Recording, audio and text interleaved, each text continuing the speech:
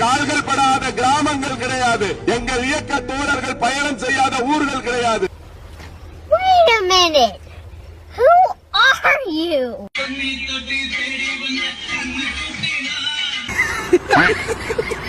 நீ என் first love பத்தி கேட்டேன்னா என்னால அதை பத்தி பேச முடியாது. என்னை பத்தி என்ன லவ் பண்ணவங்க யாரு ஃபர்ஸ்ட்னா சொல்லவே முடியாது. நான் யார முதல்ல லவ் பண்ணேன்னு சொன்னா அதையும் நான் சொல்ல முடியாது. தமிழ்நாடே அதிர்ந்துடும்.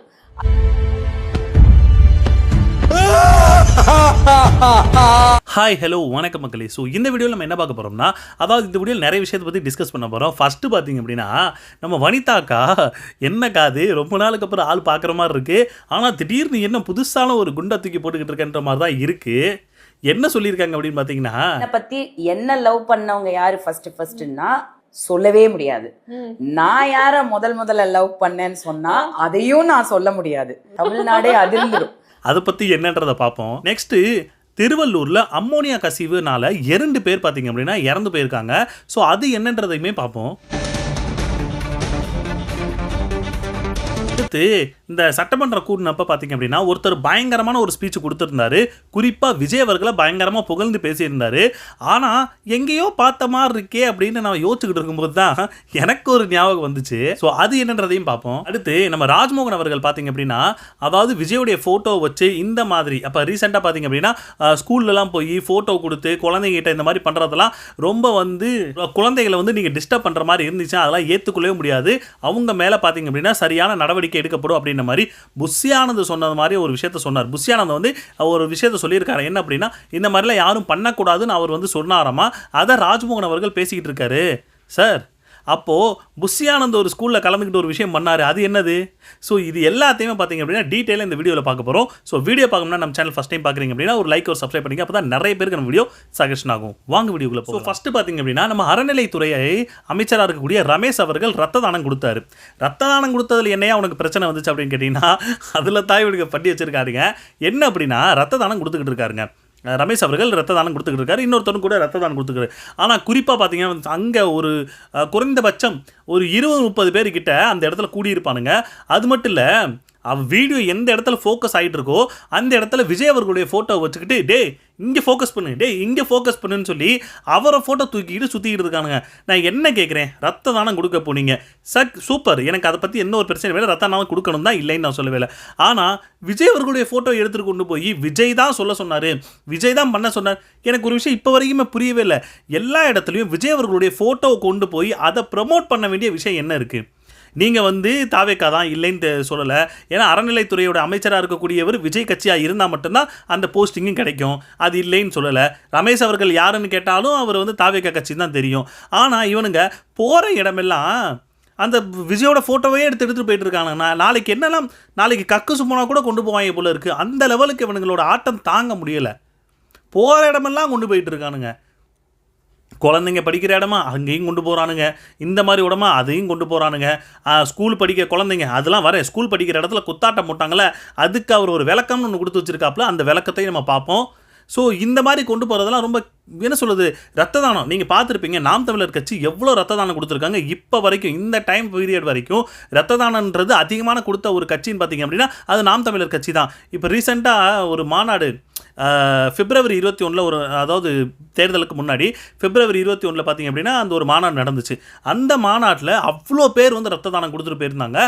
அதை பற்றி எந்த மீடியாவுமே பேசவே இல்லை. ஆனால் இங்கே ஒரு 2 பேர் ரத்த தானம் கொடுத்ததை உண்மையில சொல்ல விளம்பரத்தனமானது. இதெல்லாம் விளம்பரம், அவ்வளோ விளம்பரம் பண்ணிக்கிட்டு இருக்காங்க. ஒரு 2 பேர் ரத்த தானம் கொடுக்குறாங்க, அதுக்கு ஃபோட்டோ வச்சு அது பண்ணி இது பண்ணி பின்னாடி பேக்ரவுண்ட் மியூசிக்கை ஓட்ட வச்சு எதுக்கு இதெல்லாம் அப்படின்ற மாதிரி தான் இருக்குது. அடுத்து இவங்களோட இது எந்த அளவுக்கு இருக்குது அப்படின்னா, இவங்களோட அதாவது என்ன சொல்ல ஆட்சி இது செயல்பாடு எப்படி இருக்குது அப்படின்னா, இவங்க ஒரு விஷயத்த சொல்லிடுறாங்க, அதை நம்பி மக்கள் ஒரு விஷயத்தை பண்ணுறாங்க. ஆனால் போய் பார்க்கும்போது தான் தெரியுது எல்லாம் புருடா அப்படின்ற மாதிரி. என்னன்னா வண்டலூர், அதாவது விஜய் அவர்களுடைய பிறந்த நாளுக்காக வண்டலூர் பூங்கா பார்த்தீங்க அப்படின்னா இலவசமாக நாங்கள் இது பண்ணுறோம், இலவச டிக்கெட் கிடைக்கும் அப்படின்ற மாதிரி ஒரு விஷயத்தை அங்கே இருக்கிற ஒரு எம்எல்ஏ யாரோ ஒருத்தவர் சொல்லிட்டாரு. அதாவது அதுக்கான பேமெண்ட் நான் கொடுத்துறேன்ற மாதிரி. அதுக்கு நிறைய பேர் பார்த்தீங்க அப்படின்னா கிளம்பி போயிட்டாங்க. அதாவது அந்த வீக்கெண்டை நாம் கொண்டாடுவோம், பண்டலூர் ஜூக்கு போவோம் அப்படின்ற மாதிரி ஒரு விஷயத்துக்காக எல்லாரும் கிளம்பி போயிட்டாங்க. அங்கே போனதுக்கப்புறம் தான் தெரியுது அங்கே டிக்கெட்டை கொடுக்கவே இல்லை. அங்கே இருக்கிற மக்கள் எல்லாம் போராடிக்கிட்டு இருக்காங்க. என்ன சார் லீவுன்னு சொல்லி அந்த இதை இது பண்ணுறதுக்கு தான் நாங்கள் வந்திருக்கோம். நீங்கள் என்னடானா ஃப்ரீன்னு ஒரு பக்கம் சொன்னீங்க. சரி, ஃப்ரீன்னு இருந்தால் நாங்கள் உள்ளே போகிறதுக்கு அனுமதிக்கணும்ல. அங்கே டிக்கெட்டும் கொடுக்க மாட்டேங்கிறேன். கேட்டால் ஆன்லைனில் தான் நாங்கள் வந்து டிக்கெட் இது பண்ணோம், ஆன்லைனில் தான் நீங்கள் எடுத்துக்கணும்னு சொல்லி ஒரு விஷயத்த சொல்லிக்கிட்டு இருக்காங்க. மாதிரி நான் என்ன கேட்குறேன், நீங்கள் சொல்கிறது ஒன்று செய்கிறது ஒன்று. அதை முன்னாடியே ஒழுங்காக சொல்லி தொலைஞ்சாதான் என்ன? சரிப்பா, அந்த மாதிரி நீங்கள் வந்து ஆன்லைனில் டிக்கெட் எடுக்க முடியாதவங்களாம் எடுத்தீங்கன்னா டேரெக்டாக நீங்கள் போய் கவுண்டரில் எடுக்க போனீங்கன்னா நீங்கள் உங்களுக்கு வந்து பணம் கட்டி நீங்கள் போகிற மாதிரி இருக்கும் அப்படின்னு சொல்லியிருந்தா கூட அவங்க அந்த இருக்கிற மக்கள் அதான் சொல்கிறாங்க. நாங்கள் பணம் கட்டி உள்ளே போனோம்னா கூட பரவாயில்ல சார், எனக்கு நாங்கள் பணம் டிக்கெட் வாங்கிட்டு கூட நாங்கள் உள்ளே போகிறோம், ஏன்னா பசங்களை கூட்டிகிட்டு வந்துட்டோம், இந்த வீக்கெண்டை செலிப்ரேட் பண்ணலான்னு சொல்லி. ஆனால் வந்ததுக்கப்புறம் அது கிடையாது இது கிடையாதுன்னு சொல்லி நொட்டை தான் சொல்லிக்கிட்டு இருக்காங்கன்ற மாதிரி அங்கே இருக்கிற மக்கள் கேட்டுக்கிட்டு இருக்காங்க.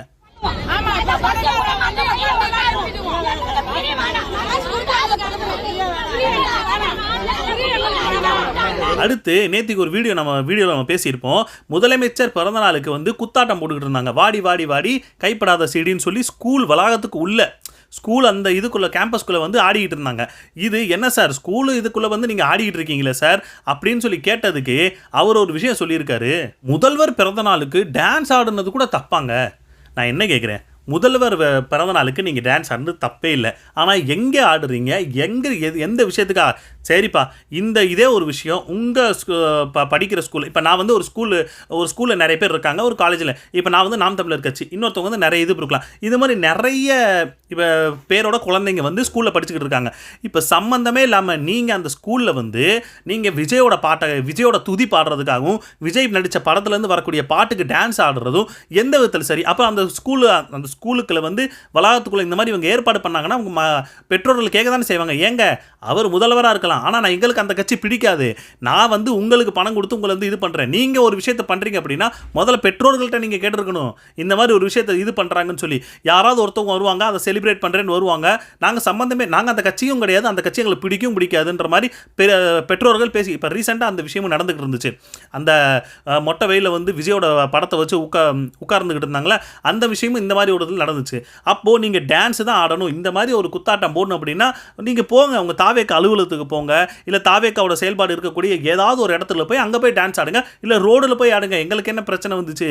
பள்ளி வளாகத்துக்குள்ளே ஆடிக்கிட்டு இருக்கீங்கன்ற மாதிரி தான் இப்போ கேள்வி போயிட்டு இருக்கு. சினிமா படங்கள் நடனம் ஆடுறது வந்து வைரலாக இருக்கு, எப்படி சார் பாக்குறீங்க? முதலமைச்சருடைய பிறந்த நாள், முதலமைச்சர் பிறந்த நாளை என்னுடைய மாணவர்கள் நண்பர்கள் எல்லாரும் சேர்ந்து குதூகலமா அந்த இடத்துல கொண்டாடினோம். இது ஒரு தப்பா?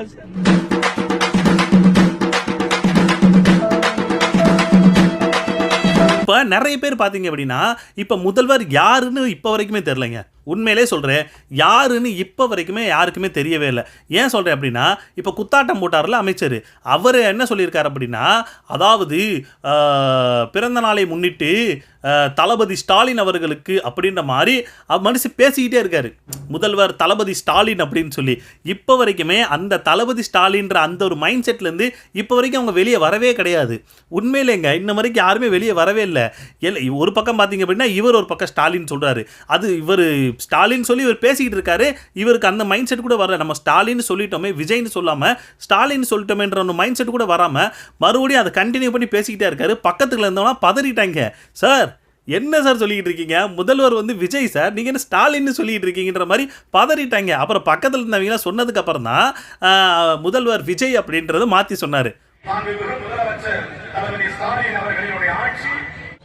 என்னடி சொல்ற? நீ என்ன சொல்ற? என்னடி சொல்ற? நல்லாட்சி நடைபெற எங்கள் வாழ்த்துக்களையும் பாராட்டுகளையும் தெரிவித்து விஜய் அவர்களுக்கு முதலமைச்சர்களுக்கு எங்கள் வாழ்த்து வேணாப்பா, காது குத்திட்டாங்கப்பா, பாருப்பா. போதுமா? இப்போ வரைக்குமே யாருமே முதல்வர் விஜய்ன்றது கூட யாருக்குமே தெரிய மாட்டேங்குது. என்ன எப்படி நடந்துகிட்டு இருக்குன்னு பாருங்க. இன்னொரு பக்கம் பார்த்தீங்க அப்படின்னா மன்சூர் அலிகான் அவர் வந்து தாவேக்கால போய் சேரேன்ட்டு போனார். போய் சேரேன்ட்டு போனதுக்கு முதல்வர்னு சொல்லிட்டு அப்படின்னு தான் ஸ்டார்ட் ஆச்சு. எப்படி ஸ்டாலின் அப்படின்ற மாதிரி தான் ஸ்டார்ட் ஆச்சு. அதுக்கப்புறம் தான் அவரும் சுதாரிச்சுட்டு முதல்வர் விஜய் அப்படின்ற மாதிரி சொன்னார். மாண்புமிக்க தமிழக முதலமைச்சர் ஜோசப் விஜய் அவர்கள். எது நாகார்ஜுனாவா? ஏங்க சபாநாயகருக்கே முதல்வர் விஜய்ன்றது வந்து வாயில வராம ஸ்டாலின் தான் வந்துச்சு. இப்போ இவங்களெல்லாம் நம்ம என்ன சொல்லி என்ன இது பண்ண போறோம்? அடுத்து பார்த்தீங்க அப்படின்னா திருவள்ளூர் கூட பெரியம்பாளையத்தில் இறால் பதப்படுத்துகிற அந்த ஒரு இடத்துல இருந்து அம்மோனியா கசிவுனால 2 பேர் இறந்துருக்காங்கன்ற மாதிரி ஒரு விஷயம் போயிட்டு இருந்துச்சு. திருவள்ளூர் மாவட்டம் பெரியபாளையம் அருகே அம்மோனியா வாயு கசிவால் 7 பேர் உயிரிழந்துள்ளனர். சென்னை ஸ்டான்லி மருத்துவமனையில் மேலும் சிலருக்கு தீவிர சிகிச்சை தற்போது அளிக்கப்பட்டு வருகிறது. ஸோ இது வந்து எப்படி இந்த விஷயத்தை அவங்க இது பண்ணாங்கன்னு தான் புரியவே இல்லை. ஏன் சொல்கிறேன் அப்படின்னா அந்த அளவுக்கு ஒரு மெத்தனை போக்கு அந்த இடத்துல இருந்துச்சா? அம்மோனியா கசிவுக்கான முக்கியமான காரணம் என்ன? அதனால பார்த்தீங்க நார்மலாக பாருங்களேன், அம்மோனியா கசிவுனால கூட மக்கள் இறக்குறதுக்கான நிறைய வாய்ப்புகள் இருக்குது. அப்படின்னா எப்படிப்பட்ட ஒரு இது இருக்குன்னு பாருங்கள். இதில் வந்து நான் யாரையுமே குத்த சொல்ல இல்லைங்க. அந்த மேனேஜ்மெண்ட் தான் அதை சரி பண்ணி இருந்திருக்கணும். அதை சரியான இது பராமரிச்சிருக்கணும். ஏன்னா அந்த இடத்துல நிறைய பேர் வேலையும் பார்த்துக்கிட்டு இருக்காங்க. இப்போ 2 பெண்கள் வந்து இறந்துட்டாங்க அப்படின்ற மாதிரி சொல்லிட்டு இருக்காங்க.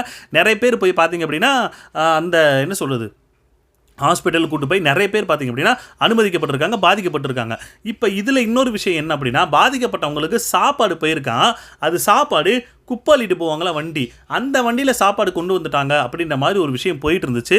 பட் எனக்கு அது சரியாக, ஏன்னா அது குப்பை அள்ளுற வண்டி தானா என்னன்றது எனக்கு அது சரியாக தெளிவாக தெரில. சப்போஸ் உங்களுக்கு தெரிஞ்சிச்சு அப்படின்னா அது கமர்ஷியல் கவர்மெண்ட் ஏங்க உங்களுக்கு வேறு வண்டியே கிடையாது, ஒரு ஆட்டோ இல்லையா, ஒன்று அந்த மாதிரி எதுவுமே இல்லையா, குப்பை அள்ளுற வண்டியில் தான் நீங்கள் கொண்டு வந்து சாப்பாடு சப்ளை இது பண்ணணுமா? என்ன சார் என்ன? எனக்கு ஒரு விஷயம் புரியவே இல்லையே. எந்த மக்கள்னா அந்த அளவுக்கு கேவலமான ஜென்மங்கள் மாதிரி உங்க நினச்சிட்டிங்களா? எனக்கு அது புரியவே இல்லை. குப்பல்ற வண்டியில் சாப்பாடை நீங்கள் கொண்டு வந்துட்டு என்ன சொல்கிறதுன்னு புரியலைங்க. இப்போ நம்ம நிறைய இடத்துல பேசிக்கிட்டு இருந்தோம், ஸ்கூலில் இந்த மாதிரி இருக்கான்னு. காலேஜ்லையும் பார்த்தீங்க அப்படின்னா பட்டமளிப்பு விழா நடத்துவாங்க பார்த்தீங்களா? இப்போ அருண்ராஜ் அவர் அமைச்சர் அருண்ராஜ் இருக்கார்ல, அவர் போய் பட்டமளிப்பு இது பண்ணிக்கிட்டு இருக்காரு. பின்னாடி இது தாவேக்கா பாட்டை போட்டு விட்டாங்க.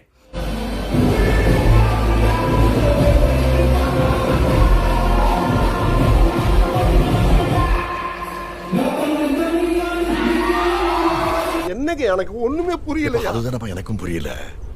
நான் ஏற்கனவே சொன்ன விஷயம்தான். இப்போ ஒருத்தர் வந்து பார்த்தீங்க அப்படின்னா தாவேக்காக்கு சப்போர்ட் பண்ணுறவங்களா இருப்பாங்க, இன்னொருத்தவங்க பார்த்தீங்க அப்படின்னா நாம் தமிழர் சப்போர்ட் பண்ணாங்கன்னா டிஎம்கே ஏடிஎம்கேன்னு சொல்லி நிறைய பேர் சப்போர்ட் பண்ணுவாங்க. அந்த மாதிரி ஸ்கூலுக்குள்ளேயும் காலேஜ்குள்ளேயும் நம்மளுடைய அந்த ஒரு கட்சியோட வந்து நம்ம கொண்டு போகக்கூடாது. மதம், ஜாதி, மதம், கட்சின்ற வேறுபாடு இல்லாமல் அதுக்குள்ளே இருக்கணும். ஏன்னா காலேஜ்குள்ளே யாரும் நாம் தமிழர் கட்சி தாவேக்கா கட்சின்னு சொல்லி யாரும் பழக போகிறது கிடையாது. ஃப்ரெண்டு அவ்வளோதான், என் கிளாஸ்மேட்டு என் ஃப்ரெண்டு அப்படின்ற ஒரு மைண்ட் செட்டை தான் இருப்பான். சப்போஸ் அவங்க கட்சி பிடிக்கிறது அது வேறு விஷயம். ஆனால் அந்த பட்டமளிப்பு விழாக்குள்ள கொண்டு வந்துட்டு நீங்க உங்களோட கட்சி பாடலை, அதாவது உங்க விஜய் உயிர் அந்த பாட்டை போட்டு விட்டாங்க. அந்த பாட்டை போட்டு விட்டு அங்கே பட்டமளிப்பு நடந்துக்கிட்டு இருக்கு. இதை விட கேவலம் வேறு எதுவுமே இல்லை. சுற்றி பார்த்தீங்க அப்படின்னா இந்த மாதிரி ஒரு விஷயம் தான் போயிட்டு இருக்கு. அடுத்து நம்ம நாம் தமிழர் பார்த்தீங்க அப்படின்னா ஒரு போராட்டத்தை முன்னெடுத்திருக்காங்க நேத்திக்கு. அது என்ன பார்த்தீங்கன்னா அந்த கும்மிடிப்பூண்டியில் அந்த 3 வயசு குழந்தைய வந்து பாலியல் வன்கொடுமை பண்ணி அந்த குழந்தை செத்து போச்சு பார்த்தீங்க, அந்த குழந்தை இறந்து போச்சு. அதுக்காக போராட்டம் பண்ணி நாம் தமிழர் இதுக்காக பண்ணிக்கிட்டு இருந்திருக்காங்க.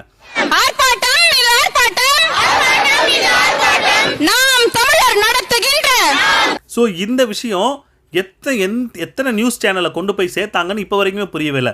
புரியுதா? நிறைய பேருக்கு இந்த விஷயம் தெரியுமான்றது கூட தெரியாது. அந்த மாதிரி ஒரு போராட்டம் நடந்துச்சு. ஏன்னா நாம் தமிழில் இருக்கக்கூடிய மக்களுக்கு அந்த தம்பி தங்கைகளுக்கு எல்லாருக்குமே தெரியும். ஆனால் சாதாரண மக்களுக்கு எத்தனை மீடியா கொண்டு போய் சேர்த்தாங்கன்றது தான் இதில் முக்கியமான விஷயம். இப்போது நார்மலாக விஜய் அவர்கள் தும்முனா கூட இருமுனா கூட பார்த்தீங்க அப்படின்னா அது ஒரு செய்தியாக்கக்கூடிய செய்தி சேனல்கள்லாம் இப்படி ஒரு போராட்டம் அந்த குழந்தைகளுக்காக அவங்க போராட்டம் நடத்தியிருக்காங்க. இது ஒரு செய்தியாக, ஒரு துண்டு செய்தியாக கூட வந்திருக்குமான்றது சந்தேகம்தான். அடுத்து இன்னொரு விஷயத்தை இவங்க இப்போ எந்த அளவுக்கு ப்ரமோட் பண்ணிக்கிட்டு இருக்கானுங்கன்னா, அதாவது இந்த 1 மாதம் ஆயிடுச்சுங்க விஜய் அவர்கள் இந்த ஆட்சிக்கு வந்து 1 மாதம் ஆயிடுச்சு, முதல்வராயும் 1 மாதம் ஆயிடுச்சு. பாடுறா எங்கள் அண்ணே 200 கோடி ரூபா சம்பளத்தை விட்டுட்டு வெறும் 2 லட்ச ரூபா சம்பளம், அதாவது முதல் சம்பளம் வாங்கிட்டார், முதல் மாதம் சம்பளம் வாங்கிட்டாராமா. 2 மாதம் அதாவது 2 லட்ச ரூபா சம்பளத்துக்காக 200 கோடி ரூபா சம்பளத்தை விட்டுட்டு நம்மளுக்காக கஷ்டப்பட்டு எங்கள் அண்ணன் வந்திருக்கார் விஜயண்ணா. ஏன்னா இவ்வளோலாம் விஜயண்ணா ஏன்னா இவ்வளோ கஷ்டப்படுறேன்ற மாதிரி பேசிக்கிட்டு இருக்கானுங்க. அவ்வளோ கஷ்டமாக இருந்தால் விட்டுட்டு போக சொல்லுங்கடா. ஏன்டா எங்களை போட்டு படுத்துறீங்க? மனுஷன் சட்டமன்றத்திலையும் பேச மாட்டேங்கிறாரு, பத்திரிகையாளர்கிட்டையும் பேச மாட்டேங்கிறாரு, கூட இருக்கிறவங்க தான் பேசிக்கிட்டு இருக்காங்களே தவிர அவர் பேச மாட்டேங்கிறாரு. அடுத்து இன்னொரு விஷயம் என்ன அப்படின்னா, நேற்று தூத்துக்குடியில் சூறாவளி வந்துச்சுன்னு சொல்லி நிறைய பேர் வீடியோ போட்டிருந்தீங்க. நானும் பார்த்தேன், நிறைய பேர் வீடியோ போட்டு எல்லாம் பண்ணியிருந்தீங்க.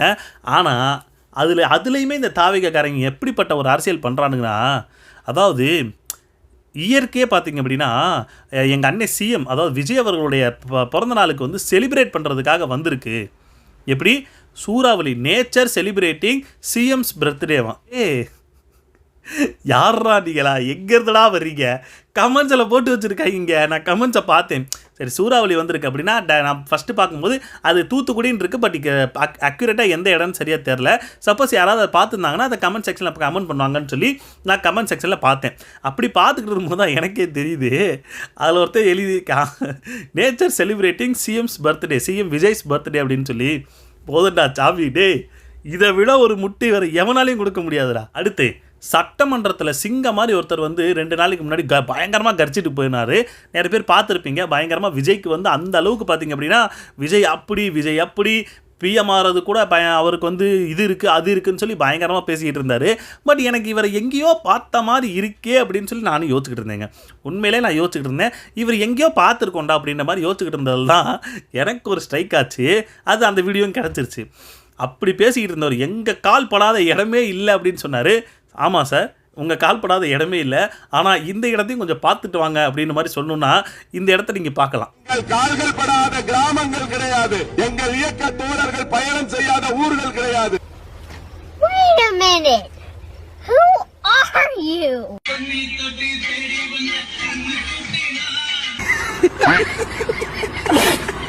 எப்படி சார் தண்ணி தொட்டி தேடி வந்து அந்த இடத்துலையே நம்ம ஆளோட கால் படாமல் இருந்ததில்லை. நம்ம ஆள் வந்து நம்ம ஏற்கனவே பேசியிருந்தோம், தண்ணி தொட்டி தேடி வந்த கண்ணு குட்டிடான்னு சொல்லி பாட்டை போட்டு சரக்கை கையில் வச்சு ஆடிக்கிட்டு இருந்தார்ல, அவர் தான் இவர். சட்டமன்றத்துக்குள்ளே பேசிக்கிட்டு இருக்கார்ல, அவரே தான். அடுத்து முக்கியமான விஷயத்த சொல்லதுக்கு விட்டேனே, நம்ம வனிதாக்கா. ஏன்னா கடைசி அதனால தான் வந்தேன். வனிதாக்கா, ஏக்கா நீ கொஞ்ச நேரம் கூட சும்மாவே இருக்க மாட்டியாக்கா, ஏன்க்கா இப்படி பாடுபடுத்துற? ஏன்னா ஏற்கனவே ஒரு அக்கா போட்டு திரிசான்னு ஒரு அக்கா போட்டு போல இது பண்ணிக்கிட்டு இருக்கு. அதனால வச்சு செய்ன்னு செஞ்சுக்கிட்டு இருக்கோம். உண்மையிலே சொல்கிறேன், தாவேக்காரங்க யாரை பார்த்தும் பயப்படுறதில்ல, ஆனால் திரிசாவை பார்த்து பயங்கரமாக பயப்படுறாங்க. ஏதாவது ஒரு போஸ்ட் போட்டு தொலைஞ்சிருமோ, அதை வச்சு நம்மளை மற்றவங்க போட்டு கலாச்சிருவாங்களோ, வச்சு செய்ன்னு செஞ்சுருவாங்களோன்னு சொல்லி பதறிக்கிட்டு இருக்காங்க. அப்படி ஒரு விஷயம் நடந்துக்கிட்டு இருக்குன்னா இந்த பக்கம் இடையில இந்த நம்ம வனிதாக்கா வேற. இது ஒன்று.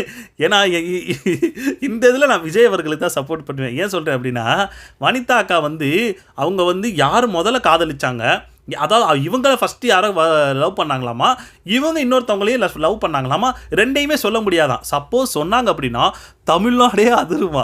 எப்படி தமிழ்நாடே அதிருமா? எனக்கு ஒரு விஷயம் சத்தியமாக புரியவே இல்லைங்க. இந்த அக்கா இளையராஜாவை பார்க்க போனாலும் இளையராஜா மகன் வந்து என்னை லவ் பண்ணார் அப்படின்ற மாதிரி ஒரு விஷயத்த சொல்லியிருக்கோம். அதை நீங்கள் பார்த்துருப்பீங்க. இப்போ நீ என் ஃபர்ஸ்ட் லவ் பற்றி கேட்டேன்னா என்னால் அதை பற்றி பேச முடியாது. என்னை பற்றி என்ன லவ் பண்ணவங்க யார் ஃபர்ஸ்ட்னா சொல்லவே முடியாது. நான் யார முதல்ல லவ் பண்ணேன்னு சொன்னா அதையும் நான் சொல்ல முடியாது. தமிழ்நாடே அதிர்ந்துடும். யாரை சொல்லிக்கிட்டு இருக்கிறவங்களுக்கு புரியுதா இல்லையா? கீழே போய் கமெண்ட்ஸை படித்து பார்த்தா அதில் இருக்கிற விஷயம் என்ன அப்படின்னா, சிஎம் விஜய் அவர்களை தான் அவங்க வந்து மென்ஷன் பண்ணுறதா எல்லாருமே சொல்லிக்கிட்டு இருக்காங்க. அண்ணே உன்னே சொல்லுதான் அக்கா. சிஎம் விஜய் சத்தியமாக சொல்கிறேன் முடியலை. ஏன்னா என்ன உங்களுக்கு இப்போ பிரச்சனை, எனக்கு யாராவது ஒருத்தவங்க நல்லா ஒரு மேலே வந்து ஏதோ ஒரு இதுக்குள்ளே வந்துட்டாங்க அப்படின்னா உடனே அவர் வந்து என்னை வந்து விரும்பினார், இவர் வந்து என்னை விரும்பினார். எத்தனை பேருக்கா ஒரு லிஸ்ட்டை போட்டு சொல்லியிருக்கா, எங்களால் முடியலை. எவ்வளவு இஷ்டத்துக்கு நீயா வரிசையா, எங்கள் காதுகள் பாவம் இல்லையா, கொஞ்சம் பார்த்து ஊதுங்க கோபால்ன்ற மாதிரி தான் இருக்குது. இஷ்டத்துக்கு வாயில் வந்தது அடித்து விடுறது. அவர் என்னை லவ் பண்ணார், இவர் என்னை லவ் பண்ணார். அமெரிக்காவில் மைக்கேல் ஜாக்சன் கூப்பிட்டாங்க, ஜப்பானில் ஜாக்கி சான் கூப்பிட்டாங்கன்னு சொல்லி வாயில் வந்ததை அடித்து விடுறது. யாரை வேணால் திருத்தலாம், இந்த அக்காவை திருத்தவே முடியாது. அடுத்து நம்ம ராஜ்மோகன் பார்த்தீங்க அப்படின்னா கடைசியாக இதை வந்து கடைசியாக பார்த்துக்குவோம். ராஜ்மோகன் அவர்கள் ஒரு விஷயத்தை சொல்லியிருக்காரு. அதாவது ஸ்கூலில் போய் இந்த மாதிரி ஒரு விஷயத்தெல்லாம் நீங்கள் பண்ணீங்க, அதாவது இந்த ஃபோட்டோவை கொடுத்து அவங்கள வந்து டிஸ்டர்ப் பண்ணுற மாதிரி, குழந்தைகளை டிஸ்டர்ப் பண்ணுற மாதிரி நீங்கள் விஷயங்கள் பண்ணிங்க அப்படின்னா என் ஆனந்த், யாராவது புசி ஆனந்த் வந்து சொன்னாராம் அவங்க மேலே பயங்கர கடுமையான நடவடிக்கை எடுக்கப்படுன்ற மாதிரி ஒரு விஷயம் சொன்னாராமா. அரசு பள்ளியில் வந்து நிர்வாகி வந்து உள்ள முதலமைச்சருடைய படத்தோடு சென்று அதெல்லாம் ஏற்றுக்கொள்ள முடியாது. நேற்று இரவு இது குறித்து எங்களுடைய பொதுச் செயலாளர் சீனியர் மினிஸ்டர் அண்ணன் என் ஆனந்த் அவர்களோடு நாங்கள் தொலைபேசியில் பேசுகிறோம். அப்போ இதன் மூலமாக நான் தெரிவித்துக் கொள்கிறேன், அன்பு தோழர்களுக்கு, தமிழக வெற்றி கழக தோழர்களுக்கு, பொதுச் செயலாளர் அவர்கள் என்னிடம் தொலைபேசி வயசுலயும் சொன்னாரு, உங்க எல்லாருக்குமே சொல்லியிருப்பாரு, எந்த ஒரு நலத்திட்ட பணியா இருந்தாலும் நீங்க போய் யாருக்கும் டிஸ்டர்பன்ஸ் இல்லாம ஹெட்மாஸ்டர் கிட்ட கொடுத்துட்டாலே போதும். மிக முக்கியமாக குழந்தைகளை போய் டிஸ்டர்ப் பண்ணக்கூடாது, அதுவும் வீக் டேல ஒர்க்கிங் டேல போயிட்டு அவங்க எந்த டிஸ்டர்ப் பண்ணக்கூடாது, அதை தவிர்த்து கொள்ளுங்க. சம்பந்தப்பட்ட நிர்வாகி மேல உடனடியாக நடவடிக்கையும் எடுத்திருக்கிறார். அப்படின்னா இந்த மாதிரி ஸ்கூல்ல போய் குழந்தைகள் வந்து டிஸ்டர்ப் பண்ணக்கூடாதுன்றது வந்து மென்ஷன் பண்றதுக்காக அவர் அப்படி சொல்லியிருக்காருன்னு சொல்லி ராஜ்மோகன் சொன்னார். ஆனா எனக்கு ஒரு விஷயம் என்ன தோணுது அப்படின்னா, புஷி ஆனந்தே ஒரு ஸ்கூலில் போய் விஜய் அவர்களோட ஃபோட்டோவை பசில்ஸ் மாதிரி இது பண்ணி அவங்க குழந்தைய கண்ணை வந்து கட்டி அந்த பசில்ஸை வந்து சேர்க்கணுன்ற மாதிரி ஒரு விஷயம் பண்ணாரு.